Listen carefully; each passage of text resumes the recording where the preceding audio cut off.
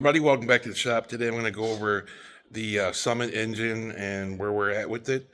Um, I sent the pictures off to LQK along with some videos, and they agree that that shouldn't happen, obviously.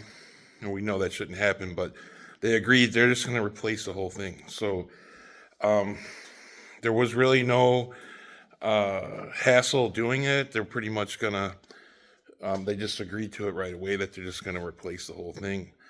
But the only thing that sucks is that I have to take it out. So the time I spent getting this all together, I have to do again. So that part sucks. But like I said, the good part is I have everything where it's supposed to be.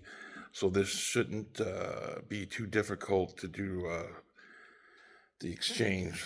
My plan is to I think try to leave the transmission in at this time and just pull the engine straight out. So there's really nothing going on with it as far as it being connected. It's pretty much good to go.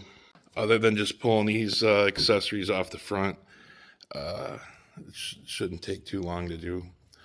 But that's where we're at with it. So they told me that within about 2 or 3 days I should have the new one. And then I can do the swapping of the parts, oil pan and timing cover and all that stuff, and move on with it. So just keeping you updated, and hopefully the second one doesn't have any issues. So we'll catch you on the next one. Please hit that like and subscribe button, and there's definitely more to come.